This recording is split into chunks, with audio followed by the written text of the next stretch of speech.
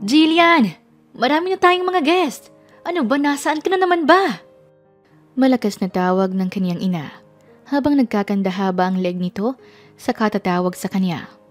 Nariyan na ho!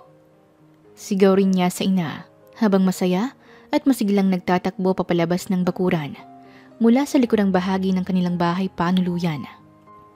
Maganda ang kinalalagyan ng kanilang bahay panuluyan. Mula roon ay tanaw na tanaw ang mga nagagandahang kabundukan at may malamig na simoy ng hangin. Ay naku naman Jillian, dalaga ka na. Hindi ka na 15 anyos na tulad noon. 18 taon ka na. Ipinapaalala ko lang sa'yo ha? Nakataas ang kiling na sabi ng kaniyang ina sa may kataasang boses. Oo naman ay, masigla lang po ako at marami tayong mga bisita dito sa ating lugar. Ang The Beautiful Mountain of Benguet. Masaya pa niyang binigka sa harap ng kaniyang ina na nakadipa pa ang mga kamay. Ngunit, itinuldok lang ng kanyang ina ang isang hintuturong daliri sa gitna ng kaniyang noo. O siya, mayroon ng guest sa likod mo, kanina pa siya natatawa sa kaingayan mo. Naituro ng ina ang isang matipunong lalaki na nakasandal sa isa sa mga fine tree at nakangising nakatingin sa kanya habang naka-cross arms. Umalis ito doon sa puno at lumakad papalapit sa kanila. May room pa po ba? Good for 1 month po ang pagstay ko rito. Tanong ng binata. Nako sir, syempre meron ho. Maagap na sagot ng kanyang ina na si Aling Remedios. Napansin nilang pareho na natulala na lang siya sa binata at hindi na nakagalaw sa kanyang kinatatayuan.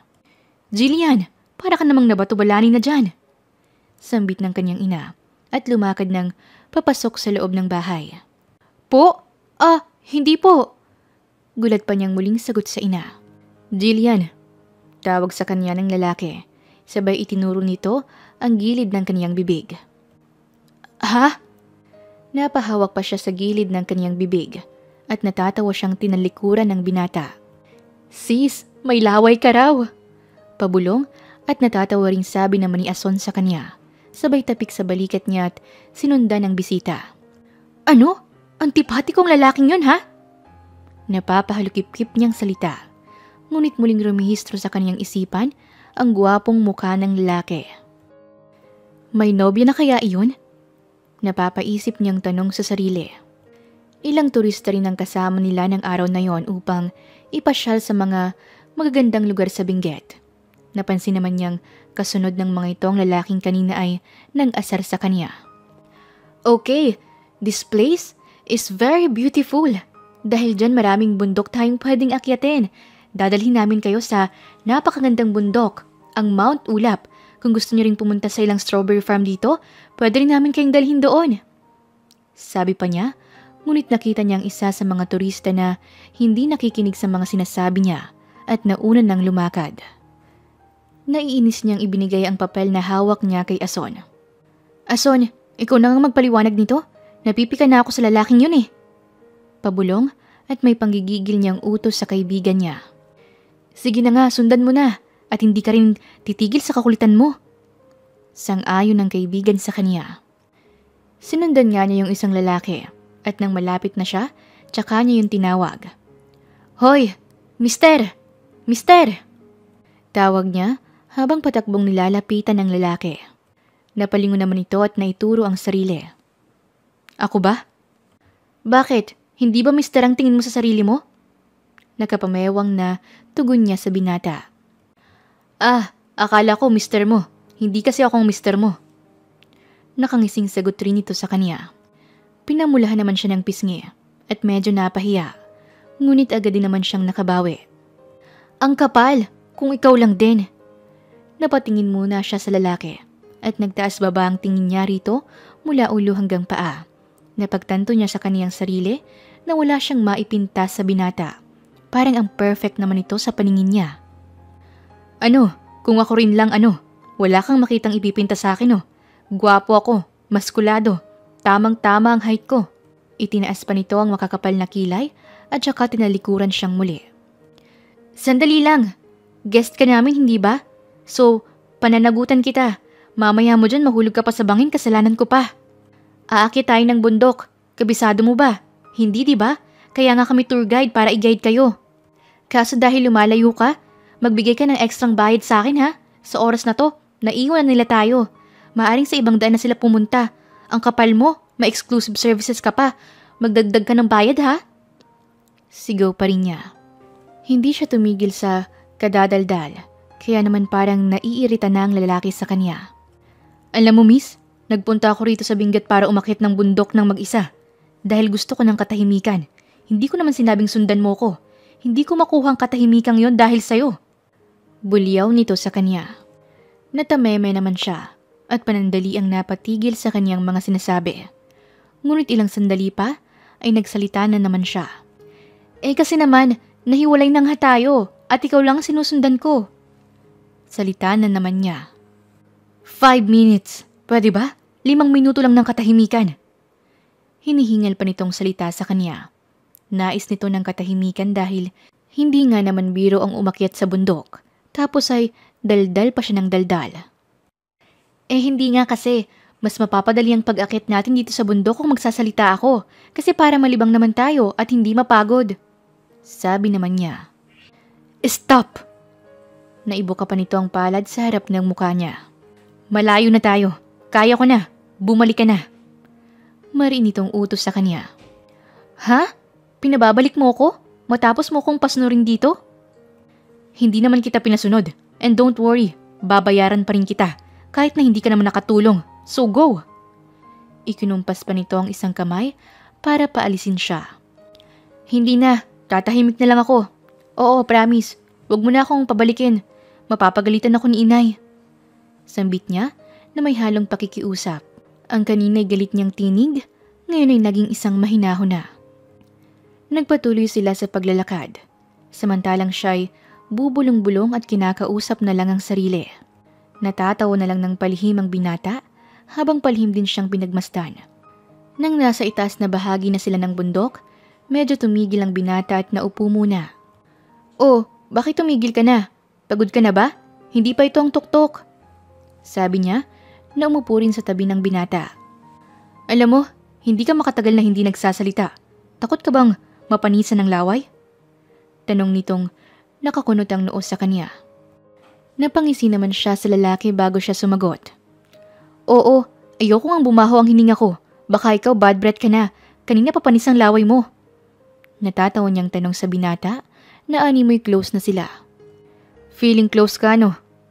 Napapangiwing tanong ng binata. Hindi naman, pero sanay na kasi akong humaharap sa mga bisita ng bahay panuluyan namin. Marami ng guest na nadala ko rito sa bundok, pero ikaw lang ang lalaki. Kasi humiwalay ka sa kanila eh. Sabi niya na dumampot ng maliit na sanga ng puno at pinanghukay sa lupa. Hindi ka pala mapakali kapag walang ginagawa yung kamay mo. Tanong naman ng lalaki. Ako nga pala si Jefferson, Smith. Sabi nito na inilahad pa ang isang palad. Jillian. Nauutal niyang sagot habang inaabot ang palad nito. Maswerte ka kasi ako ang tour guide mo. Naibulalas niya para maiba niya ang ambience ng paligid nila. Panandalian kasi siyang natulala sa mukha nito. Alam mo, ang malas ko nga eh kasi gusto ko ng katahimikan. Gusto kong makapag-isip-isip dahil may pinagdadaanan akong kabiguan. Pero heto ka naman, maingay ka. Salita nito na napapailing. Iginalan nito ang paningin sa buong lugar. Ay, may problema ka pala. Di mas kailangan mo ng kausap. Sabi naman niya. Tumayo siya at nagsimulang maglakad. Ngunit habang naroon sila, ay dumilim ang langit at nagbadya ang ulan. Nako, mukhang uulan pa yata. Nasabi ng binata. Oo nga, halika na. Bumaba na tayo. Magiging madulas ang daan kapag nagkataon. Hinawakan niya ang kamay ng binata at inalalayang pababa. Ngunit bago pa man sila makakalahati ng daang binabagtas nila, bumuhos na ang malakas na ulan. Nako, mabuti na lang may maliit na kubo banda doon. Halika, doon muna tayo. Turo niya sa kaliwang bahagi ng daan at hinila ang lalaki papunta sa kubo. Nang naroon na sila, ay pumasok sila ron at nagpatila ng ulan. Ngunit mag-iisang oras na ay hindi pa rin tumitila ang ulan. Ano palang problema mo? Natanong niya habang nakatingin sa labas ng bintana at hinihintay na tumila ang ulan. Yung first love ko.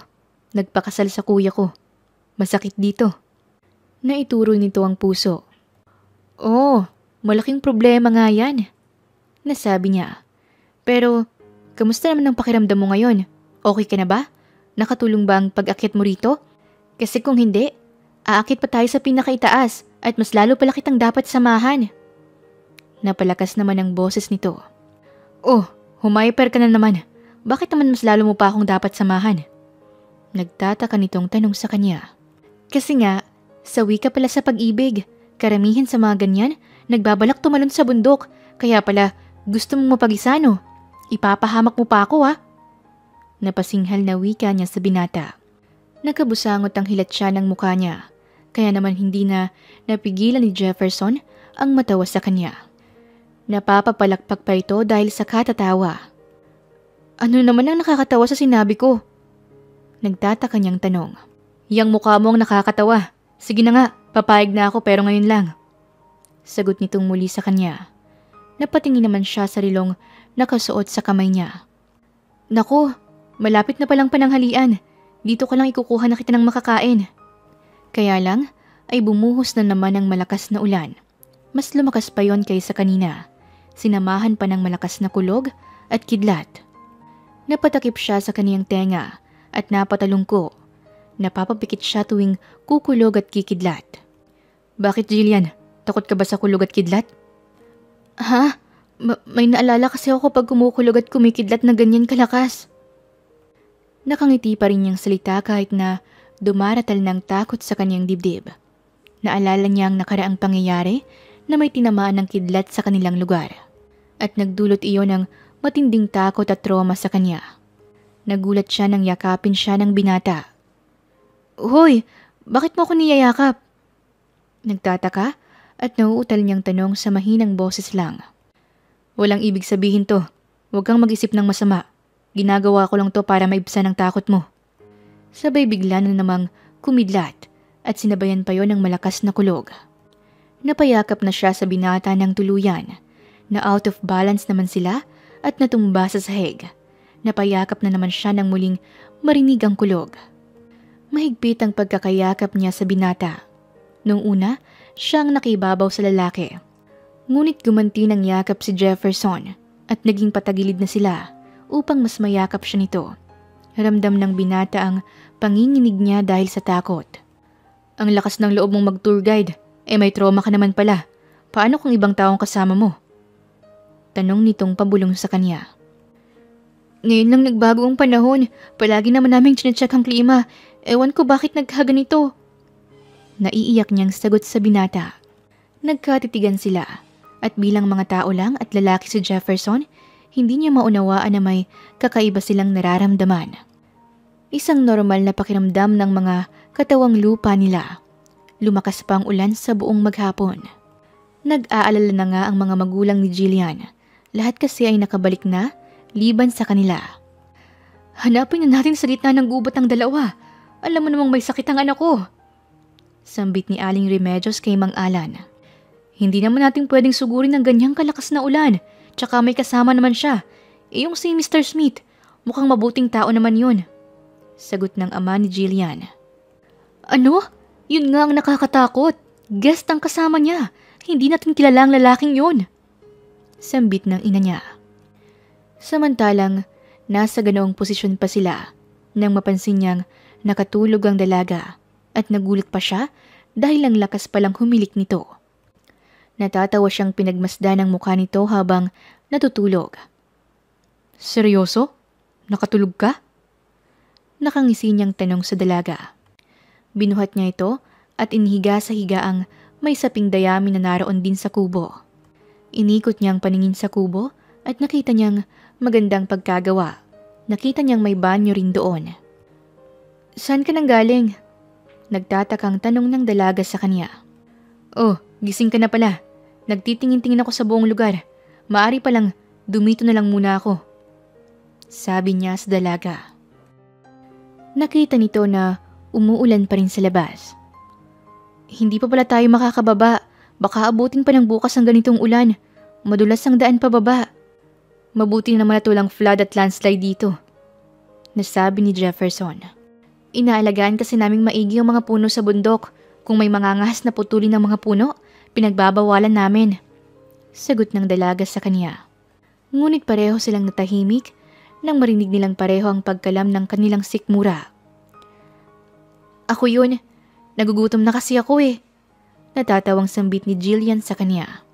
Kinuha nito ang bag at may kinuhang pagkain. Ilang sandwich lang palang nadala ko. Akala ko kasi makakauwi tayo bago mananghali. Nasabi ni Jillian habang binubulatlat ang plastic. Okay lang, hindi naman ako gutom. Sagot niya. Huminga siya sa higaang nasasapinan ng mga tuyong damo. Lumipas pa ang mga oras, naalala niyang may dala siyang strawberry wine sa bag niya dahil plano nilang mag-inuman ni Ason pagkatapos ng trabaho nila. Naku, may dala pala akong wine dito. Halika, inumin na lang natin. Tiyak naman na mabubusog rin tayo nito. Kaunti lang ang pagkain at nagugutom pa ako. Sambit niya na animoy nakaisip ng magandang bagay. Napapalunok naman si Jefferson sa nakita niyang inilabas ng dalaga. Patay. Nasabi niya ng pabulong. Anong sabi mo? Tanong naman ito sa kanya. Ha? Wala. Hindi na. Huwag nating inumin yan.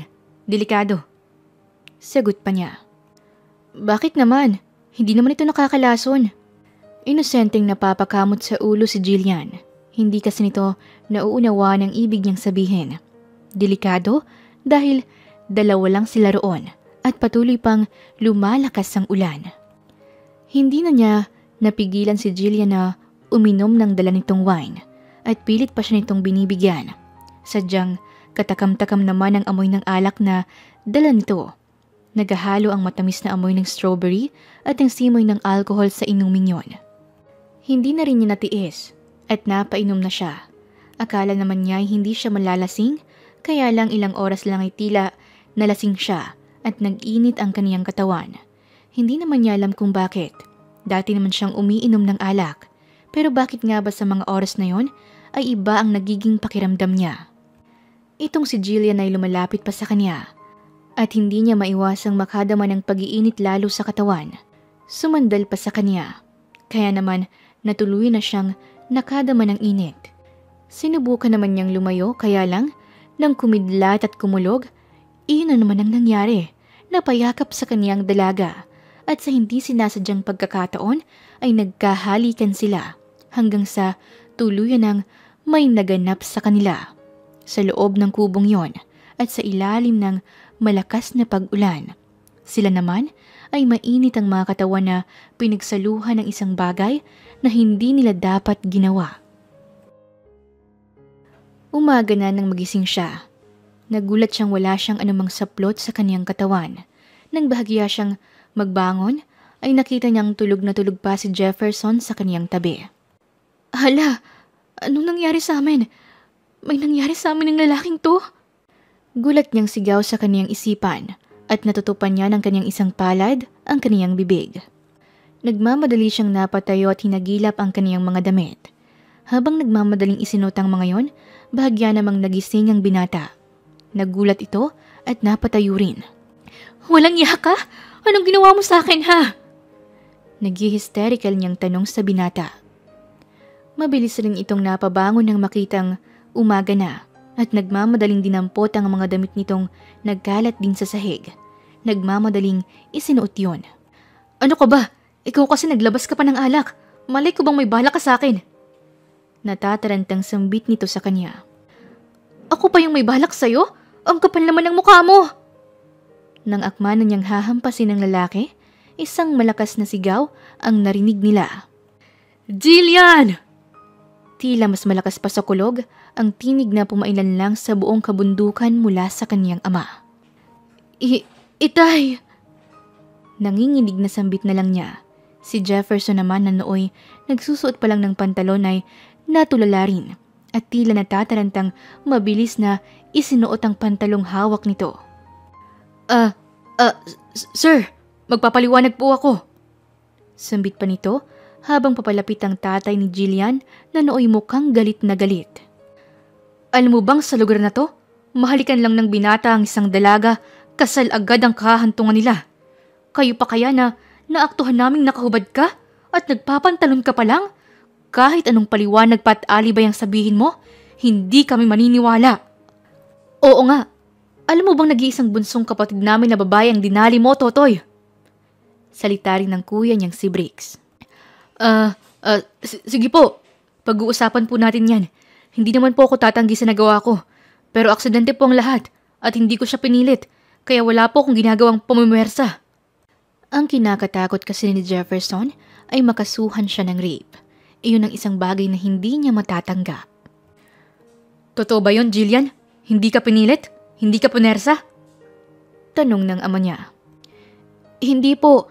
Kasalanan ko po. Sagot naman ito sa ama at taas na upa na tila natutuwa sa mga nangyayari. Kung ganon, bumaba na tayo upang mapag-usapan ang kasal ninyo. Agad-agad po? Natatarantang tanong ng binata sa ama ng babaeng nakasiping ng buong magdamag. Hawak si Jefferson ng mga lalaking kapatid ni Jillian. Nang makababa sila at nagbalik sa bahay panuluyan, pinaupo si Jefferson sa sofa at doon sila nag-usap. Anong balak mong gawin sa anak namin? Galit na tanong ng ama at ina ni Jillian. Ano po bang dapat kong gawin sa kanya? Ma'am sir? Tanong niya na nauutal. Pinagpapawisan siya ng malagkit. Malamig ang buong paligid ngunit siya ay pawis na pawis na. Ang tindi ng pawis mo ah. Ganyan din ba katindi ang pawis mo kagabi? Nakada makakaya ng takot habang may ginagawa ka sa kapatid namin? Galit namang tanong ni Baldo. Pangalawa at pinaka-war freak na kuya ni Jillian. Kung alam niya lang na ilang lalaki pala ang kapatid nito, hindi na sana siya nagpadala sa init ng katawan niya. Sinasabi na nga ba niya, iba ang ibig sabihin ng alak na dala nito. Kapag may alak talaga, may balak. Naisigaw ni Jefferson sa isipan niya. Hindi niya akalaing ang pagpunta niya sa bundok para makalimot ng kabiguan ay literal na makakalimot siya. Hindi na niya tuloy alam ngayon ang gagawin niya. Ano? Pakakasalan mo o hindi? Galit at dumadagundong ang mga boses ng mga lalaking nakapalibot sa kanya at nanilisik ang mga mata. Para bang isang maling sagot niya lang ay pugot ang ulo niya. Mamimili ka lang naman kung anong ulo ang tatanggalin namin. Yung ulo mo sa taas o ang ulo mo sa baba? Agad naman siyang napahawak sa gitna niya at mahigpit iyong natakpan. Mukhang yung taas ang gustong matanggal. Sabi ng isa pang kuya ng dalaga. Mga kuya naman, tinatakot niyo naman kasi. Paano nasasagot yan? Putlang-putla na oh. Singit ni Jillian at pinagsabihan ng mga kapatid. Isa ka pa, maupo ka nga dyan at nang pareho namin kayong mag-isa sa sarili ninyong mantika. Sabat ng ina ng dalaga. Ano na, Mr. Smith? Pakakasalan mo ba ang anak namin o hindi? Tanong muli ng ama niya. Siyempre po, walang Smith na tumatakbo sa responsibilidad, sir. Lahat po ng lalaki sa pamilya namin na hindi gumagawa o kumikilos ng hindi kayang panindigan. Mahigpit niyang kinabig si Jillian na nasa tabi niya. Pakakasalan ko po ang anak ninyo, kahit na po aksidente lang naman, at dahil sa kapangyarihan ng alak kaya namin nagawa ang bagay na yon. Dugtong pa niya. Mabuti, sagot ng ama ng dalaga at tumayo na ito. Narinig din niyang inutusan ito ang ibang mga anak upang maghanda ng kung anong bagay. O bayaw, ihanda mo ng sarili mo, kasi bago kayo ikasal, patatatuan ka namin sa isang sikat at kilalang magtatato dito sa amin. Alam mo naman siguro na taga-Kalinga siya. Babiyahe muna tayo papunta doon, kaya ihanda mo ng sarili mo. Sabi pa ng isa sa mga kuya ni Jillian. Ha? Bakit may ganun pa? Napapakunot ang noo niya. Hindi nga ako nagpapatusok ng injection. Tattoo pa kaya? Masakit yun ha? Bulalas niya nang marinig ang sinabi ng kuya ng dalaga. Kuya, baka naman pwedeng hindi na niya gawin yun. Hindi naman siya taga rito sa lugar natin. Tanong ni Jillian na naaawa sa kanya. Bakit? Nung in-injectionan ka ba niya natakot siya? Alam mo naman na isa ito sa mga tradisyon ng pamilya natin. Dapat bago ka pumayag na magpatusok dyan sa ano mo, nag-isip ka muna. Nagkapamewang pangsambit ng kuya niya. Nang makaalis ang ama at mga kapatid ni Jillian, nagtungo naman siya sa silid na tinutuluyan niya para ayusin ang mga gamit na dadalhin niya para sa pag-alis nila mamayang gabi. Patungo sila sa bundok kung nasaan ang nagtatato. Jeff, Narinig niya ang mahinang pagtawag ng dalaga. Napalingon naman siya. Nagulat pa siya nang pumasok ito at isinara ang pintuan. Oh, ano na naman? Walang gana niyang sagot. Halika na, itatakas kita. Sambit nito sa kanya. Natigilan siya at napatingin sa dalaga. Ano? Ayoko nga. Mabaril pa ako habang tumatakas. Bulalas niya sa dalaga. Ano? Gusto mong matatuan? Kapag nangyari yon, wala ka ng takas sa pamilya ko. Gusto mo ba yon? Tanong ng dalaga ng may pananakot. Magpapatato na lang ako kaysa maputulan ng anumang ulo. Sagot na naman niya. Naniwala ka naman sa mga kuya ko. Wala naman kaming lahing kriminal. Sige na, halika na. Itatakas kita. Tinangka naman itong hawakan ng kamay niya. Ngunit mas naunahan niya itong hablutin at higa sa kama. Nakapaibabaw na siya rito at hawak niya ang dalawang kamay nito habang nakataas yon. Alam mo, ikaw ang may kasalanan nito eh. Ano ba talagang gusto mo? Ang kulit mo eh. Gusto mo bang ulitin natin ang ginawa natin kagabi? Parang mas masarap dito. Tsaka mas okay yata yung walang espiritu ng alak. At least masaktan man ako mamaya. Nasarapan naman ako ngayon. Sambit niya sa dalaga habang pinipigilan ng pagpupumiglas nito. Naitulak naman siya nito kaya napabangon silang dalawa. Ilang sandali lang at nalasap niya ang masakit na pagtama ng isang palad nito sa kanyang pisngi.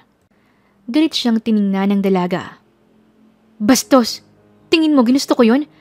Bahala ka kung gusto mong matatuan. Tumayo si Jillian at lumabas ng kanyang silid. Naiwan naman siyang nahawakan pa ang kanyang kanang pisngi dahil sa masakit na pagsampal sa kanya ng dalaga. Ang lakas manampal nun. Amazona yata eh. Bulalas niya sa sarili habang hinihimas pa ang pisngi. Ang akala niya kasi sa mga babae sa Benguet ay gaya ni Isabel na mahinhin at mabait.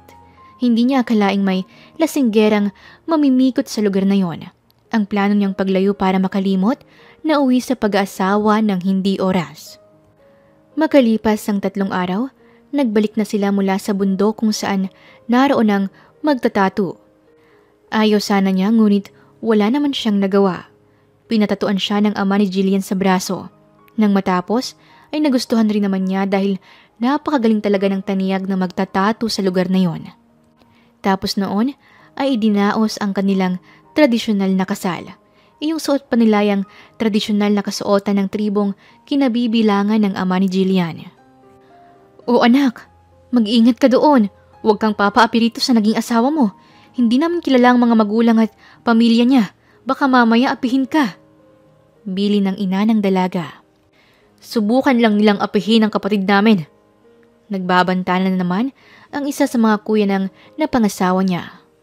Hindi ho, baka nga po yung anak ninyo ang mang-api sa akin. Wala po sa pamilya naming mga Smith ang nananakit ng pisikal. Pabulong na wika niya. Siguraduhin mo lang, Jeff, kasi mahal namin ang anak namin. Sambit ng ginang. Lumuhod at ilang ulit na yumukod si Jefferson sa buong pamilya ni Jillian, kasabay ng pangako sa mga ito na pangangalagaan, pasasayahin at mamahalin ng dalaga. Ilang pangako na kahit siya hindi niya pa alam ng mga sandaling yon kung magagawa ba niyang mahalin ng dalagang ilang linggo pa lang niyang nakikilala. Habang sakay sila ng kanyang sasakyan at nasa biyahe na sila, tahimik lang si Jefferson. At siya naman ay nalilibang sa mga tanawin paluwas ng Maynila. Iyon ang unang pagkakataon na luluwas siya ng Maynila, kaya naman kinakabahan siya. Kasama pa niya ang isang taong bago lang naman talaga niyang nakilala, pero hindi niya alam kung mapagkakatiwalaan ba ito. Bakit ka pumayag na magpakasal sa akin? Naitanong niya dahil gusto talaga niyang malaman. Kasi pinikot mo ko. Malay ko bang may babaeng sasama sa akin sa bundok na may pobya sa kulog at kidlat, tapos may dalang alak sa bag niya at aayain akong uminom. At syempre, sino ba namang lalaking hindi mag-iinit kapag may kasamang babae at nasa ilalim ng kapangyarihan ng alak? Sarkastikong sagot niya sa asawa. Isang beses pa siyang nagtapo ng tingin sa dalaga bago muling itinuon ang tingin sa kalye. Hindi ko naman kasi alam. Ang totoo, first time ko sanang makikipag-inuman kay Ason. Bakit ba kasi umulan? Sisihin mo kaya ang panahon, bakit umulan? Ngunit nakarinig sila ng malakas na pagkulog. Nako, huwag kang magbibiro. Baka mamaya abutan na naman tayo ng bagyo sa daan. Sabi naman niya sa asawa. Inaantok na ako. Pwede bang matulog na muna ako? Natanong nito sabay nayakap ang sarili na tila giniginaw. Giniginaw ka ba? May blanket ako sa likod. Masuyo na niyang tanong sa asawa. Oh, bakit bigla kang bumait? Di ba galit ka sa akin? Hay, tumigil ka nga. Kung galit ako sa'yo, pakakasalan ba kita? Tanong niya pa habang nagpapatuloy sa pagmamaneho. Pagod ka na? Natanong naman ito. Bakit? Ako naman ang magdadrive. Sabi nito. Nagulat naman siya sa sinabi nito. Marunong ka? Oo naman, ano bang akala mo sa akin? May sasakyan naman kami kapag nagdi-deliver ng mga bulaklak galing sa farm at kapag naghahatid at sundo ng mga guest. Ah, oo nga pala. May kaya nga palang pamilya nyo. Sorry ha. Maliit ba ang tingin mo sa amin? Nagsisisi ka ba na bigla ka nakapag-asawa ng tulad kong Igorota? Sinong may sabi? Tumigil ka na nga, matulog ka na lang dyan. Sabi niya sa dalaga dahil masyado na itong maraming tanong na hindi niya pa alam kung paano niya sasagutin. Ilang oras na silang nasa biyahe nang bigla na lang umulan. Malakas ang kulog at ang kidlat. Iyon na naman ang panahong nagpahamak sa kanya. Tama ang dalaga. Ang weather ang dapat niyang sisihin. Pero kahit anong paninisi niya, naisip niya na nandyan na yan, kaya panindigan na lang. Nagising siya na nakahinto na sa tapat ng isang building ang sasakyang kinalulula na nila. Wow! Dito ka nakatira? Sa loob ng napakataas na building na yan? Tanong niyang namamangha sa asawa. Ang akala naman ni Jefferson ay hindi ganon ang magiging reaksyon nito. Pero tulad pala ng ibang babaeng probinsyana, hindi rin nalalayo sa mga yon ng asawa niya. Nang makapasok sila sa loob ng condo unit niya, namamangha pa rin ito. Wow! Ang ganda pala ng bahay mo! Sa iba tong bahay na to? Tanong ni Jillian. Oo, ito lang ha. Hindi ang buong building. Regalo ito sa akin ng papa ko nung graduate ako ng college. Sambit niya, sabay pabagsak na naupo sa malapad niyang sofa. Ha? Eto? Naregalo sa'yo? Nanlalaki ang mga matang tanong nito sa kanya. Siya naman ay napatango lamang at tinapik ang malambot na upuan sa tabi niya. Tanda ng pinapaupo niyang asawa sa tabi niya. Umupo ka muna. Magpahinga muna tayo. Sabi pa niya. Sumunod naman ito at lumapit at marahang umupo sa kaniyang tabi. Nang makaupo ito, bigla na lang siyang humiga sa dalawang magkadikit na hita nito. Napapitlag naman ang asawa at hindi inaasahan ang ganong kilos niya. Bakit ka nahiga dyan sa mga hita ko? Ang lambot naman ng sofa at may mga pillow namang malalaki. Naituro pa nito ang mga malalaking una na nasa sahig na nasasapinan ng carpet. Bakit ba? Asawa na kita, di ba? So bakit hindi ko to pwedeng gawin? Dapat nga samantalahin natin na mapalapit sa isa't isa. Kunwari magjowa pa lang tayo. Hindi natin nadaanan ng ganitong stage. Kaya isipin mo na lang na boyfriend mo pa lang ako kaya ganito ako kasweet sa'yo. Kasi pagtagal, ang mga mag-asawa nagiging malamig na sa isa't isa. Paliwanag pa niya kay Jillian na halatang nahihiya sa mga ikinilos niya. Bakit naman ang inayat itay ko? Sweet pa rin sila sa isa't isa. Kahit ngayon, nasa isang kwarto pa rin sila at madalas pa rin silang maglambingan kahit na matatanda na kaming mga anak nila. Sagot ni Jillian na pinipilit magpakahinahon. Ramdam niya ang mabilis na tibok ng puso ng dalaga. Kinikilig ka ba? Nakakunot ang noo na tanong niya habang naka-cross arm siya. Anong kinikilig? Sabay napatayo si Jillian at siya naman ay nalaglag sa sahig. Ouch! Ang sakit naman! Bakit ka tumayo? Nakahawak sa balakang na bumangon si Jefferson. Ay, sorry naman, pasensya ka na. Kung ano-ano kasing tinatanong mo sa akin. Naupo uli ito at inabot ang kamay niya para sana tulungan siyang bumangon. Ngunit ang ginawa niya ay hinila niya ito. Ay! Napatili naman si Jillian ng mahina. Ano ba? Bakit mo ba ako hinila? Tanong nitong muli at napatitig sa kanya nang mapansin nitong nakatitig lang siya ng malagkit sa mga mata nito. I'm just trying to seduce you. Naiinis ako kasi gusto kong maramdaman uli yung gabing may nangyari sa atin sa gitna ng gubat at nagkaasawa ko ng biglaan. Sambit niya sa asawa. Sorry na nga, hindi ko naman sinasadya yun. Huwag mo na akong sisihin. Tangka na sana itong babangon, ngunit muli niya itong hinila at saka mariing hinalikan si Jillian. Pero ang totoo ay hindi naman talaga ito marunong humalik. Nakasteady lang ito at naninigas ang leeg. Nakakapit nga ngunit napansin niyang mariin ang pagkakapikit nito. Hindi niya maiwasang mapahagalpak ng tawa sa itsura ng dalaga. Hindi niya akalaing inosente pala ito at walang alam kahit na pakikipaghalikan. Naiinis naman na tinalikuran siya nito. Ano bang akala mo sa akin? Pokpok? Napatigil naman siya. Naalala niyang laking probinsya nga palang dalagang napakasalan niya at hindi babaeng syudad na kadalasan ay parang damit kung magpalit ng nobyo. Ganon din naman siya. Parang t-shirt lang kung magpalit siya ng girlfriend. Kaya sanay na sanay siyang may mga nakaka one night stand. Pero iba nga pala ang kasong ito at dito pa siya natiklo. Kaya iyon, kalaboso ang labas niya. Kulong sa isang sapilitang kasalan. I'm sorry. Nakalimutan ko lang. Sorry talaga. At nang tangkanan naman niyang hahawakan ng dalaga, ay tumayo na ito at naglakad na lang papalapit sa kusina. Naisip na lang niyang maaring nakaramdam na ito ng gutom.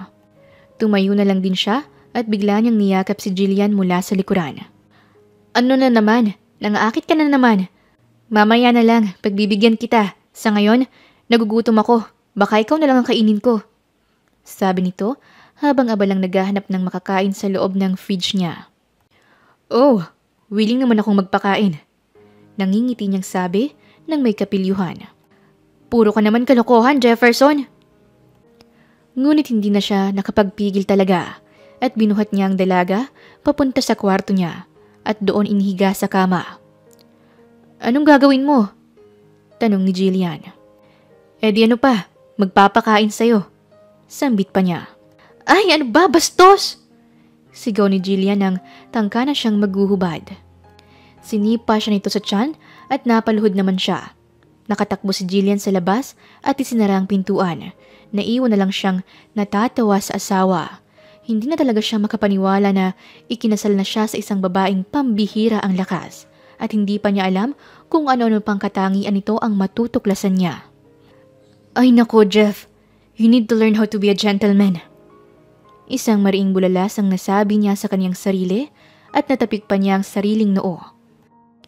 Siya kasi yung lalaki noon na hindi alam ang salitang maginoo pagdating sa kama. Kilala na yata ang mga anak ni Mr. Smith sa pagiging womanizer tulad ng Kuya George niya at Kuya Johnny. Hindi rin siya nagpapahuli sa bilang at dami ng babae. Ang kaibahan niya, maaga siyang nalagay sa katahimikan. He is already 28 years old. Hindi tulad ni George na ikinasal sa edad na 35.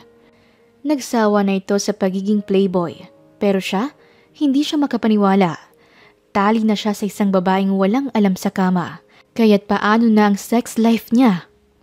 Makalipas ang isang oras, nag-shower na rin siya. Nagulat siya nang makaamoy siya ng masarap na amoy ng sinigang na baka. Naalala niyang may stock nga pala siya ng beef sa fridge. Nakita siguro ng asawa niya at iniluto. Oh, honey ko, sorry ha. Nasipa kita kanina. Ikaw kasi ang kulit mo. Eto, umupo ka na't ipinagluto kita. Masarap to sigurado. Talaga? Naupo naman siya sa upuang naroon sa harap ng lamesa. Agad siyang sinandukan ng kanin ni Jillian at isang malaking mangkok ang pinuno nito ng sabaw na may lamang nilagang baka. May sahog iyong patatas, mais at pechay. Unang tingin pa lang niya at ang amoy ay napakabango. Nang damputin niya ang kutsara para tikman ang sabaw at higupin na niya yon, halos magkandaubo siya at nilalawit-lawit pa niya ang dila niya. Mabuti na lang at nakatalikod si Jillian. Oh, bakit honey ko? Nabulunan ka ba? Nagmamadali ka naman kasi sa paghigop. Alam kong masarap yan pero dahan-dahan lang kasi. Sabi pa nito na ikinuha agad siya ng tubig at ibinigay sa kanya. Mabilis naman niya yung ininom. Ano, okay ka na ba? Oo, okay na ako. Nasamid lang ako. Pagsisinungaling pa niya sa dalaga. Ikaw ba, hindi ka pa kakain? Alanganin niyang tanong sa asawa. Past 6 na kasi eh. Intermittent fasting ako. Hindi na ako kumakain kapag ganitong oras. Bukas na ako kakain. Hayaan mo at iinitin ko naman niyang maigi. Sabi nito. Hindi. May fridge tayo. Ilagay mo lang doon. Sabi pa niya habang nag-aalanganin na kung muling ihigop ng sabaw. Ang sabaw na akala niya ay sobrang sarap, yun pala ay alo na lang ang kulang para maging tubig dagat. Sige na, kumain ka na. Ubusin mo yan ha? Sabi pa nito sa kanya habang nakapangalumbaba at nakatinging maigi sa bawat kilos niya. Ayaw niyang sabihin ng totoo kasi baka magalit at sumama ang loob sa kanya nito. Tiyak na delikado ang mga plano niyang gawin mamaya. Kasasabi pa lang nito na pagbibigyan siya pero kung gagalitin niya ito, tiyak na tapos ang kaligayahan niya. Kaya nag-iisip siya ng ibang maidadahilan sa asawa. Sumandok ito ng kanin at inilagay sa pinggan niya, tsaka muling tumingin sa kanya. Tinamisan pa nito ang pagkakangiti na animoy nangangarap yata ng gising. Hindi ka talaga kakain? Nag-aalangan pa niyang tanong. Ngunit umiling muna ito bago muling nagsalita. Baka tumaba ako kapag lumabag ako sa rules ng katawan ko. Ayoko nga tumaba. Sabi pa nito. Ngunit hindi talaga inaalis ang tingin sa kanya. Jillian, nakaligo ka na ba sa dagat? Oo naman. Ano bang akala mo? Walang dagat sa Benguet? Hindi naman. Di ba ang alat ng tubig sa dagat? Pasakali niyang tanong. Kumain ka na nga lang, Mr. Smith? Sambit pa nito. Kaya naman, napilitan naman siyang muling sumandok ng sabaw buhat sa mangkok. Ngunit kaunting-kaunti nga lang sana. Nanginginig pa ang mga kamay niya habang marahang inilalapit ang kutsara sa mangkok. Ngunit nagulat siya nang makitang nakatingin sa kanya ang asawa. Bakit ang bagal mo namang magsandok ng ulam? Ayaw mo ba ng nilagang baka? Hindi. Gusto ko yan. Paborito ko ang nilagang baka. Ikaw naman. Bakit mo naman naisipang ayaw ko to? Napipilitan niyang sinandok ang sabaw gamit ang kutsara at inilagay sa kanin niya. Mabilis na sinubo yon at napapatingala pa siya kunwari. Ninanamnam niya ang masarap na pagkain. Masarap ba? Oo, masarap, Han. Kaya lang next time. Iba naman ang lutuin mo at pag ganitong oras, huwag ka nang magluluto. Magpapadeliver na lang ako para hindi ka mapagod, Han. Ikaw bahala. Magbabanyo na lang muna ako. Sambit naman ito. Para siyang nanalo sa loto nang mapayas siya. Yes, sige, magbanyo ka muna. Natutuwa pa niyang sabi sa asawa. Nang makita niyang nakapasok na ito sa banyo, dali-dali niyang kinuha ang bowl at tinapon ng sabaw noon pati na rin ang pagkain niya sa pinggan sa lababo at pinaagas ang gripo para anurin lahat yon. Mabilis siyang naupo nang maramdaman niyang palabas na muli ng banyo ang asawa. Oh, ang bilis mo. Tapos ka na? Oo, Han. Tapos na ako. Napatayo siya at nagtataka naman si Jillian sa bilis niyang kumain. Pahinga muna ako sa terrace, Han. Hihigop lang ako ng sariwang hangin galing sa labas. Sambit pa niya sa asawa. Nang gabi na at nakapag-shower na ito, umupo ito sa kama nila kung saan siya nakahiga. Nakasandal pa siya sa headboard ng kama nila. Tumagilid ito at tumalikod sa kanya. Uy, anong problema mo? Huwag mo sabihin na ganyan din ang mga magulang mo kapag natutulog. Magkatalikuran. Tanong niya. Naiinis ako sa'yo eh. Pasinghal nitong sagot sa kanya habang inaalis ang kamay niya na nakapatong sa bewang nito. Oh, bakit naman? Umiiwas ka lang yata sa gusto ko eh. Ayaw mo bang makipag-sex sa akin, Jillian? Tahasan na niyang tanong. Bumangon ito at humarap sa kanya. Ayan, dyan ka magaling. Yan lang bang pagkakaunawa mo sa pag-aasawa? Tanong nito na naiiyak. Napanganga naman siya. Hindi na niya ito maunawaan. Ano ba dapat? Hindi bang mag-asawa? Ganun ang ginagawa? Ano ka ba naman? Masyado ka namang malalim. Ano pa bang ibang dahilan? Hindi ba ipinakasal tayo dahil may nangyari na sa atin? Kaya nga kita pinanagutan. Ano pa ba? Naiiling niyang sagot sa asawa. Kung alam lang niyang maiinis pa rin ito, hindi na niya nilunok ang napakaalat na niluto nitong sabaw. Bakit ka nagsinungaling? Anong nagsinungaling? Nagtataka naman niyang tanong. Yung niluto ko, sabi mo masarap, hindi naman pala, ubod ng alat eh. Sabi pa nito. Dahil doon, napahagalpak na naman siya ng tawa. Yun lang palang pinuputok ng butsi nito. Oh, natatawa ka pa. Bakit mo ininom yung sabaw? Gusto mo bang magkasakit ka sa bato? Nagagalit nitong salita ngunit may halong pag-aalala. Wala siyang nagawa kundi ang lambingin na lang ito at yakapin. Ano bang ginawa mo? Ayoko nang sinungaling. Sabi nito. Kasi ayokong magalit ka sa akin. Ayokong sumama ang loob mo. Sambit pa niya at hindi na lang sinabi ang iba pa niyang dahilan. Gusto ko maging honest ka sa akin. Kung maliit na bagay hindi pa natin kayang maging tapat, paano pa tayo magsasama ng masaya? Malaking bagay ang katapatan. Yan ang magpapahaba ng pagsasama natin. Sabi pa nito na nanenermon. Siya naman, dahan-dahan ang gumapang ang kaniyang mga kamay sa mga parte na alam niyang magbibigay kasiyahan sa kanya. At ang gabing iyon ay isang matagumpay na gabi para sa kanya. Dahil naulit nga ang eksenang pinagsisihan niya noon. Dahil lasing siya nang gawin nila ang bagay na yon. Iyon nga lang ang kahulugan ng pag-aasawa para sa kanya. Ang magkaroon ng ka-sex partner sa kama. Pero hindi niya alam na ang mga paniniwalang yon unti-unting mababago ng kaniyang asawang si Jillian. Sa pagdaan ng panahon ay unti-unti pa silang nagkakakilala ni Jillian. Isang araw hapon na nang makauwi na siya, galing sa opisina. Nagulat siya nang pumasok siya sa sarili nilang banyo, sa silid nila para sana mag-shower. Nagulat siya nang makita ang mga underwear nito at mga brief niya, isa-isang nakasampay sa loob ng CR. Honey! Honey! Malakas niyang tawag sa asawa. Bakit honey? Ay, magsha-shower ka?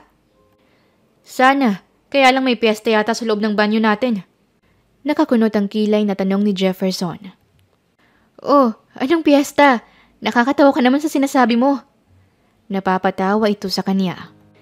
Tingnan mo nga, puro banderitas. Tama ba yan? Nandyan mo isasampay ang mga yan? Mga panty mo, brief ko. Jillian naman, paano kung may bisita? Sasabihin burara tayo, makalat ang banyo. Honey, kailan pa ba naging kaburaraan ang magsampay ng mga underwear sa CR? Ang turo kasi sa akin ng inay ko, pagkaligo, labhan ang panty at bra. Kaya yan, alangan namang ipapalaba ko pa yan. Nakakahiya kaya yun. Sabi naman ito. Naiiling na lang siya at hindi niya alam kung ano pang ikakatwiran niya sa asawa. Marami pa siyang nakitang hindi niya gusto sa ugali nito. At halos lahat yon ay kabaliktaran talaga ng gusto niya sa isang babae. Problemado rin siya pagdating sa kama. Hindi marunong ang asawa niya. Kaya tuloy may time na nawawala na lang siya ng gana na makipagsiping sa asawa. May mga gabing umuwi siyang lasing na lasing at sinusubukan niyang alamin kung anong magiging reaksyon nito at gagawin sa kanya. Pero hindi ito nagagalit at inaasikaso pa rin siya kahit nalasing siya. Pagising niya ay handa na ang lahat ng mga gagamitin niya at pati na ang pampaligo niya.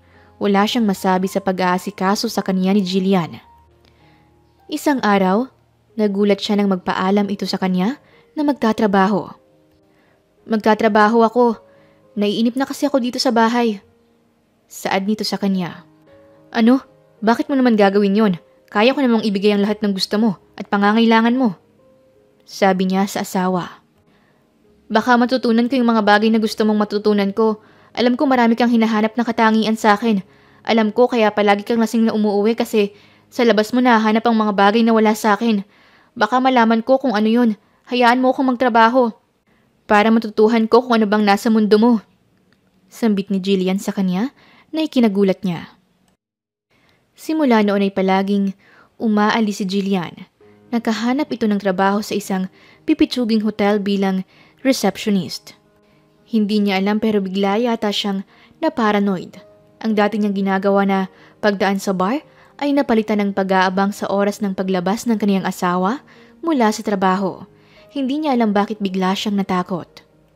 O sige na, bye na. Oo, sige next time. Kumaway pa ito sa mga kasamahan. Ngunit natigilan nang makita siya at nakasandal siya sa kaniyang kotse. Ang tagal mo namang lumabas. At sino yung mga kumakaway sa yung lalaki? Tanong niya sa asawa. Sabay bukas ng pintuan ng kotse niya. Sumakay naman si Jillian.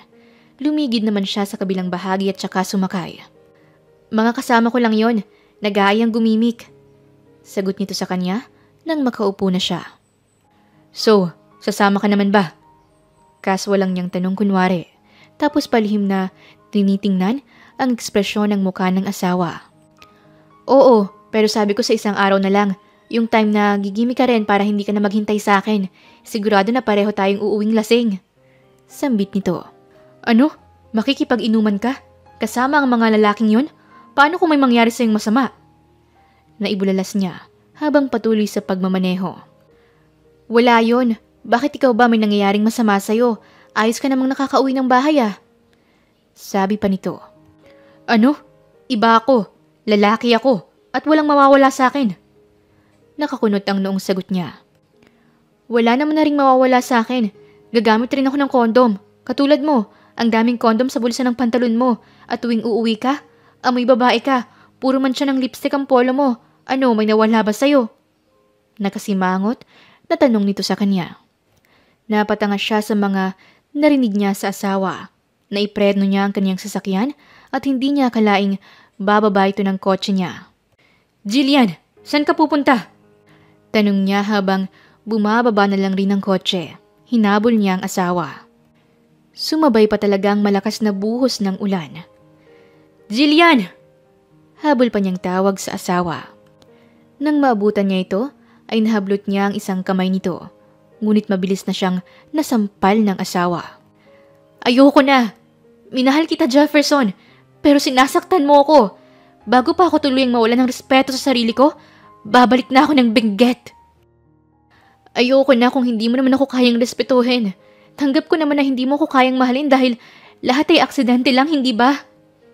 Dahil lang sa espiritu ng alak, sabi mo, kaya ngayon, pinapalaya na kita. Ayoko nang lokohin ang sarili ko kasi kahit man lang respeto, hindi mo na kayang ibigay sa akin. Jillian, magpapaliwanag ako. Akala ko ba dapat nagsasabi at nag-uusap kahit na anong problema? Hindi naman sa akin yung mga kondom na yon. Sinungaling, hindi na ako naniniwala at hindi ako tanga, Jeff. Ngunit muling kumulog at kumidlat. Napaupo ito at gumana na naman ang matinding takot. Maagap niya itong nahila at nayakap upang mapalayo sa puno na kamuntik ng tamaan ng kidlat. Let's go, Han. Sa bahay na natin pag-usapan ng lahat. Mabilis na niyang inakay ang asawa pabalik ng kotse. Pinatay niya ang aircon ng sasakyan nang makasakay na sila upang hindi na masyado pang lamigin ang kanilang katawan. Nang makarating na sila sa kanilang kondo, agad na niyang pinag-shower ang asawa dahil basang-basa ito ng ulan. Ngunit nagtataka siya na natapos na siyang lahat-lahat sa paliligo sa kabilang banyo, ngunit wala pa ang kaniyang asawa. Hindi pa ito nakakalabas ng banyo sa silid nila. Naisipan niya itong katukin. Jillian! Jillian! Tawag niya habang malakas na kumakatok. Kaya lang, walang anuman siyang naririnig buhat sa loob ng banyo. Mabilis niyang hinanap ang mga susi sa kanyang drawer. Nang makita niya, ay agad niyang kinuha at isinuksok pa yon sa butas. Nang mabuksan niya, ay mabilis siyang pumasok sa loob ng CR. Mabilis na hinawi ang shower curtain at tumambad sa kanyang harapan ang hubad na katawan ng asawa ngunit wala na itong malay. Jillian! Mabilis na niyang binuhat ang asawa at inilabas ng banyo. Marahan niyang inihiga ito sa kama at kumuha na agad ng towel. Pinunasan ang buong katawan nito. Tiningnan niya kung humihinga pa ito.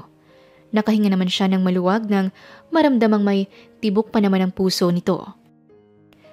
Hinanapan niya ng damit na may susuot ang kanyang asawa at saka niya tinawagan ng kakilala nilang doktor. Hindi na niya ilalabas pa ang asawa dahil sa lakas ng ulan. Nang naroon na ang doktor, ay sinuri nito ang dalaga. Kamusta po siya, Dok? Seryoso niyang tanong. Napagod at sobrang stress niya. Hindi mo dapat hinahayaang ma-stress ang asawa mo, gayong buntis siya. Sabi ng doktor at ikinagulat niya yon. Po? Buntis siya? Oo, ang mabuti pa, bukas na bukas ay magtungo kayo sa OB o tumawag ka ng OB para ma-check up siya. Tapos noon ay umalis na ang doktor. Siya naman ay hindi na napakali simula noon. Nakabantay lang siya sa asawang nooy natutulog pa rin. At pinagsisisihan niyang sinaktan niya ito. Napakatanga ko! Napakagago ko! Sambit niya sa sarili. Hindi niya inaakala na ganoon na kasama ang naidulot ng mga nagawa niya sa asawa at pinagsisihan niyang nasaktan niya ito. Maya-maya ay nagising na si Jillian. Napabangon ito. Anong nangyari? Nasa banyo ako At sinong nagbihis sa akin? Ako syempre. Tayo lang naman ang tao rito Sagot niya sa asawa. Wala na pala akong ipagmamalaki sa'yo. Nakita mo ng lahat-lahat sa akin. Sabi nito sa kanya. Gusto mo, maghubad din ako sa harap mo para patas na tayo? Wala na rin akong may pagmamalaki sa'yo. Sabi nito sa seryoso ang tono. Napalingon naman si Jillian sa kanya at sinisipat ang hilat siya ng mukha niya kung nagbibiro ba o seryoso siya. Talaga ba? Ilang babae na bang nakakita niyan? Tanong nito. Wala pa. Ikaw pa lang kapag nagkataon. Pinipigilan niyang matawa upang hindi nito isiping nagloloko na naman siya. Hindi ako naniniwala. Ang dami mo nang naikama. Wala pang nakakita niyan? Patay naman lagi ang ilaw sa tuwing may kasex ako. At sino ba sila para pagmasdan ang buong katawan ko ng hubad? Ikaw lang makakakita nito. Katulad kanina, kung paano ko napagmasdan ang katawan mo. Ano, dare? Hamon niya sa asawa. Maya-maya ay humagalpak na ito ng tawa sa kanya. Lalo na nang umakto na siyang maghuhubad. Tumigil ka na nga! Tinakpan ulit nito ng dalawang palad ang muka. Ngunit nakabuka naman ang mga daliri. Kunwari ka pang ayaw mong makita ang katawan ko Nakabuka naman ang daliri mo. Sambit niya na tuluyang naghubad sa harapan ng asawa. Tapos noon ay yumakap siya rito at kinuha ang kumot. Ilang sandali silang nagkulong sa ilalim noon. Ano ka ba? Umalis ka na. Hindi na tayo okay? Honey naman, sorry na. Nagsisisi na ako sa mga nagawa kong kasalanan sa'yo. And I promise na hindi ko na uulitin ang pambabaliwala ko sa'yo. And I realize na mahal kita. Sabi pa niya sa asawa. Okay, pwede ka nang lumabas sa kumot at magdamit. Utos nito sa kanya. Nang mapatunayan niyang okay na ito, tsaka niya ito sinunod. Ilang minuto lang ay nakabdamit na siyang muli. Umupo siyang muli sa ibabaw ng kama. Ginagap niya ang isang palad ng asawa at masuyong tiningnan nito. Pakasal tayo, sabi niya kay Jillian. Napatingin naman sa kanya si Jillian. Anong sabi mo? Pakasal? Tumango muna siya bago muling nagsalita. Oo, pakasal tayong muli para makilala ka na rin ng buong pamilya ko. Pati mga kakilala at mga kaibigan ko. Para wala na akong chance na magloko sa'yo. Sigurado ka? Pero hindi mo naman ako... Ngunit naiharang na niya ang isa niyang daliri sa mga labi nito upang patigilin sa mga sinasabi. Mahal kita. Sigurado ako. At pati na ang mga magiging anak natin. Sabay halik niya sa mga labi nito. Matapos nilang magpa-check up, nalaman nga nilang halos 3 buwan na palang nagdadalang tao si Jillian. Simula nang ikasal sila, kaya natitiyak nilang yon ay nabuo noong una pa lang na may nangyari sa kanila. Kaya naman inasikaso na nila ang kanilang kasal. Bago iyon, ay nagtungo muna sila sa bahay ng kaniyang kapatid na si George at ang asawa nitong si Isabel. Jeff! Masayang sambit ni George nang makita siya at nasa likod niya si Jillian. Kuya, nandyan ba sina Kuya Janet at Eliza? Masaya niyang tanong. Oo, pasok kayo. Sabi nito kahit na nagtataka dahil may kasama siyang babae. Kamusta naman ang alibughong anak ni Papa? Kung saan-saan ka nagpupunta, alam mo bang nag-aalala na sa'yo ang mga magulang natin? Tanong naman ng kuya niyang si Johnny. Kaya nga ako nandito kuya, para ipakilala ko sa inyo ang asawa ko. Asawa? Gulat na naibulalas ng 2 lalaki. Samantalang natahimik lang si Liza. Ngunit halatang nagulat rin ito. Umupo siya at bahagyang hinatag ang asawa upang makaupo sa tabi niya. Oo, bakit? Kayo lang bang may karapatang mag-asawa? Nakangisi niyang tugon sa mga kapatid. Pero, paanong mag-asawa na kayo? Saan kayo nagkakilala? Tanong ni George na kay Jillian nakabaling ang tingin. Sa sa Benguet po. Sagot naman ni Jillian. Ano? Benguet? Pero, taga Benguet rin ang asawa ko. Sabay tawag nito sa kanyang asawa. Lumabas naman ang asawa nito na may bitbit na sanggol at kasunod nito ang dalawa sa mga anak ni na Johnny. Bakit? Tanong ni Isabel sa kanila. Eto kasing napangasawa ni Jefferson, taga sa inyo rin, sa Benguet. Nakangiting sagot ni George. Napatingin naman ito sa kanila at nanlaki naman ang mga mata nito nang makilala ang kasama ng kaniyang bayaw. Jillian? Napatingin naman si Jillian sa tumawag sa kanya. Nanlaki rin ang mga mata nito. Ate Isay? Hala, nandito ka? Oo naman, hindi mo nga pala alam, pero naroon ang iyong ama nung kinasal ako. Sagot pa ni Isabel. Masaya silang nagyakap. Hindi nila akalain na pagtatagpuin sila doon ng tadhana. Han, magkakilala kayo? Napapatang na lang silang lahat sa nasaksihang mga pangyayari. Oo, halos magkababata na kami, kaya lang mas matanda siya sa akin ng 3 taon. Alam ko nung kinasal ka nasa kabayanan ako kasi nag-aaral pa ako noon. Sagot ni Jillian. Sila kasi mas may kaya sa amin, kaya naman medyo malayo ang sa amin sa lungsod ng Benguet. Hindi naman ate, ikaw talaga. Nahihiyang sagot nito sa kanila. Oh, mabuti naman at natagpuan na rin ni Jefferson ang babaeng para sa kanya. Alam kong mapapasaya mo siya, Jillian. Sambit ni Isabel. Yun nga, balak naming magpa-second wedding, kaya nga ako nandito, para sana kayo nang magsabi kina Papa at Mama. Mula nga noon ay plinano na nila ang kanilang magiging church wedding. Plano nila ay family member lang muna at malalapit na kaibigan ng imbitado. Darating din ang mga magulang at mga kapatid ni Jillian. Doon na rin nila i-reveal ang pagbubuntis ni Jillian. Sa wakas ay natapos na ang kanilang kasal at ang lahat ay nasa reception place na. Habang nakaupo ang lahat sa kani-kanilang table, ay tumayo ang pinaka-MC ng kanilang event at tinawag ang 2 bagong kasal. Okay, ladies and gentlemen, tinatawag ko na po ang bagong kasal para sa kanilang announcement. Wika pa ng MC. Tumayo naman silang 2 ni Jillian at kinuha niya ang mic sa MC. Okay, maraming salamat po sa lahat ng dumalo sa second wedding namin. Alam niyo, meron po kaming big announcement. Kinabig muna niya ang bewang ni Jillian bago muling nagsalita.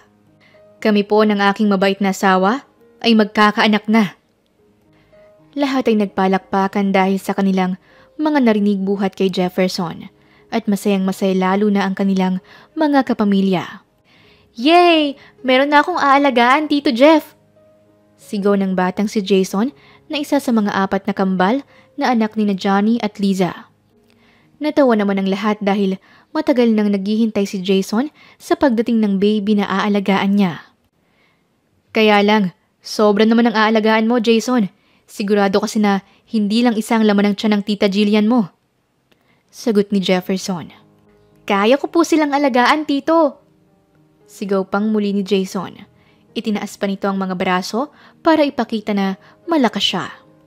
Hay, madadagdagan na naman ang magiging apo namin at darami na naman ang mga palikerong Smith sa mundo. Sabi ng ina nila George, Johnny at Jefferson. Dahil doon ay nagkatawanan ng lahat ng mga nakarinig. Natapos ang event at umuwi sila ng maayos sa kanilang condo unit. Ang mga magulang niya at mga kapatid ay inihatid nila sa hotel. Doon na muna nagstay ang mga ito at bukas ay babiyahe na sila pabalik sa kanilang probinsya. Habang nakatayo siya sa kanilang beranda at nakatingin sa paligid, kita niya ang mga naglalakihang mga building sa kalayuan. Halos wala na siyang matanaw na mga puno o anumang kabundukan. Iba rin ang simoy ng hangin sa paligid, hindi tulad ng hangin sa kanilang lugar. Madalas niyang hanap-hanapin ang sariwang simoy ng hangin sa kanilang lugar. Han, anong iniisip mo? Tanong ni Jefferson na may bitbit na 2 tasa. Gatas ang laman ng isa at ang isa ay kape. Ang bango ng kape mo. Naalala ko tuloy ang pitasan ng kape sa farm ng ninong ko. Sambit ni Jillian. Talaga? Gusto mo bang sumabay tayo sa pag-uwi nila? Tanong ni Jeff. Kung pagkatapos kong manganak, okay lang ba sa'yo na sa probinsya na tayo tumira? Marami namang pwedeng itayong negosyo doon, tsaka tulad ni na Itay, may maliit na bahay panluluyan para sa turistang gusto ng simpleng ambience. Tulad mo, pinili mo ang buhay panluluyan namin kaysa sa mga malalaking hotel na pwede mong matuluyan. Mungkahi niya sa asawa. Oo nga no, nakilala ko tuloy ang isang tulad mo. Having a one-night stand with you, wala akong pinagsisisihan. Lumapit pa ito sa tabi niya at saka siya hinarap at pinakatitigan. Thank you, Jillian.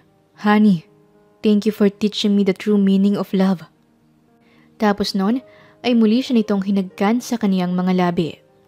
Napayakap siya sa asawa at naluluha nang matapos siyang halikan nito. Ikaw ang unang lalaking minahal ko at ikaw ang unang lalaking nagpakilig sa akin. Ikaw ang unang lalaking nagpaiyak sa akin at nanakit sa akin. Pero ikaw ang unang lalaking yumakap sa akin sa oras na natatakot ako sa kidlat at kulog. Parati nila akong sinasabihang labanan ng takot ko. Kaya nasanay akong tinatakpan lang ang mga tenga ko. Pero ng araw na yon, niyakap mo ko. At doon ko napagtantong, ikaw ang lalaking mamahalin ko habang buhay. Salamat Mr. Smith, ang mayabang naming guest. Siya naman ang humalik sa kaniyang asawa. Tapos noon ay binuhat na siya nito pabalik sa loob ng kanilang silid at marahan siyang inilapag sa kanilang kama. Honey, pwede pa diba? Magkahulugang tanong ni Jefferson sa kanya. Nakangisi siya at namumungay ang mga mata. Iyon ang una nilang gabi sa ikalawang pagpapakasal nila at lahat iyon ay binabao ni Jillian sa isang magandang alaala sa kaniyang puso. Alam niyang papayag ang asawa niya na magbalik sila sa kanyang lupang sinilangan. Ilang buwan na ngang lumipas at araw na ng panganganak ng kaniyang asawang si Jillian. Naroon din ang mga kapatid niyang si George, Johnny, pati na ang mga pamilya nito. Sa isang pribadong ospital, nanganak si Jillian. At tulad ng kanilang inaasahan, likas na sa kanilang pamilya ang magkaanak ng 4 o 3. Sa pagkakataong ito ay kambal na babae at lalaki ang naging anak ni Jefferson kay Jillian. May boy and girl ka bro! Masayang bati nila sa kanya. Matapos ang panganganak ni Jillian, panandalian siyang nawala ng malay. Kaya naman kinabahan ng mga doktor at kinakailangan din ng dugo. Kaya naman naghintay pa sila ng ilang oras. Bakit Dok? Ano pong nangyari sa asawa ko? Medyo humina ang heartbeat niya, pero ginagawa na namin ang lahat. Stay calm and pray, Mr. Jefferson. Sambit ng doktor at bumalik sa operating room. Kuya, hindi ko kakayanin kapag nawala siya sa akin. Umiiyak na salita ni Jeff. Huwag kang magsalita ng ganyan. Matapang si Jillian. Makakaligtas siya. Sabat naman ni Isabel na naroon din ng mga sandaling yon. Tama siya Jeff. Magdasal ka lang at huwag kang bibitiw. Kasi alam nating lahat na lumalaban din ang asawa mo. Sambit rin ni George. Lahat sila ay nagdarasal na maging maayos ng lahat. Ilang oras pa ang lumipas, si Jeff naman ay naroon sa labas ng silid kung saan dinala muna ng mga nurse ang kaniyang mga anak. Ligtas at malulusog ang mga ito. Kaya lang ang kanilang ina ay nanatili pa rin sa operating room. Jefferson! Tawag ni na Johnny kasunod nito si George. Ipanatag mo na ang iyong loob. Ayos na ang asawa mo. Okay na siya sabi ng mga doktor. Balita pa ni George sa kanya. Sabay tapik ng mga ito sa kaniyang mga balikat. Nayakap niya ang kaniyang mga kuya. Salamat mga kuya. Salamat sa inyo. Anong gagawin ko na lang kung wala kayo? Sambit niya na naiiyak. Asus, napakaiyakin naman itong bunso natin. Tatay ka na rin. Tatagan mo ang loob mo at ang pagiging tatay ay hindi biro. Lalo pa't may anak kang babae. Magbago ka na. Huwag ka ng babaero. Sabi ni Johnny sa kanya. Nagtawanan na lang sila at sama-samang nagtungo sa recovery room. Nang makapasok siya doon, nakita niyang wala pa ring malay ang kaniyang asawa. Natutulog ito, kaya agad naman niyang hinawakan ang palad nito at dinama ang init noon. Honey ko, hihintayin ka namin ng mga anak natin. Sorry sa lahat ng nagawa ko sa'yo. Sorry kung nagkulang ako at hindi kita masyadong nabantayan. I love you, honey ko. We miss you. Hinagkan pa niya ang kamay nito at saka mahigpit pang hinawakan. Pagkatapos pa ng 3 araw ay nagkamalay na si Jillian at lumipas pa ang 3 buwan. Tapos noon ay nagdesisyon na silang lumipat sa Benguet. Naisipan ni Jefferson na mas sariwa ang hangin at mas makakabuti sa kalusugan matapos ang nangyari. Nalaman nilang humina ang baga ni Jillian dahil sa hindi ito nasanay sa polusyon ng syudad. Isang dahilan kung bakit nag-agaw buhay ito sa panganganak. Iyon din ang nagtulak sa kanya para tuluyang magdesisyon na doon na manirahan sa probinsya kasama ang kaniyang mga anak. Wala namang naging problema dahil ibinigay ng kaniyang ama at ina ang kaniyang buong mana at sinabing palaguin niya iyon upang mabuhay ng maayos at masagana ang kaniyang asawa at kambal na anak. Isang malaking van ang ibinigay ni George sa kaniya upang magamit nila sa pagbabiyahe. Oh Jillian, ikamusta mo ko sa mga magulang ko ha? At sana ipasok mo sa bubuksan yung negosyo kahit isa man lang sa kanila. Bilin at pakiusap ni Isabel sa kaniyang kaibigang si Jillian. Oo naman ate, alam kong masisipag naman sila. Huwag kang mag-alala at ikakamusta kita sa kanila at ibibigay ko yung mga pinadala mo. Sagot naman ni Jillian. Oo, sige, salamat. Muli silang nagyakap at nakangiting naghiwalay. Mga kuya, salamat sa inyo. Dalaw kayo doon kapag gusto ninyong magbakasyon, okay? Nakangiti pa niyang sambit sa mga ito. Umalis sila at nagsimulang magbiyahe. Kasama ang kaniyang buong pamilya, pauwi ng probinsya ng Benguet. Kasama nila ang 2 yaya na na-hired nila 3 buwan na ang nakakaraan. Ito na ang nag-aalaga sa mga anak habang natutulog sa gitnang bahagi ng kanilang sasakyan. Silang mag-asawa naman ay magkatabi sa unahan ng sasakyan. Saan nga tayo pupunta, honey ko? Tanong niya sa kaniyang asawa. Saan pa? Di sa beautiful mountain of Benguet. Masayang sagot ni Jillian. Naunawaan ni Jefferson na wala nang masasaya pa kundi ang makasama ang kaniyang pamilya at pinakamamahal na babae sa isang lugar kung saan sila naaakma. Para sa kanya, hindi niya pinagsisisihang mas pinili niyang manirahan sa isang malayo at magandang lugar dahil doon naman mas mapapabuti ang buhay ng kaniyang mga minamahal. Wakas. Maraming salamat po sa inyong pakikinig at shoutout sa mga taga-Benguet dyan kung meron man. Pakamusta na lang po kami kina Jillian at Jefferson. Muli, ito po si Inday Series at hanggang sa ating muling kwento. Salamat po.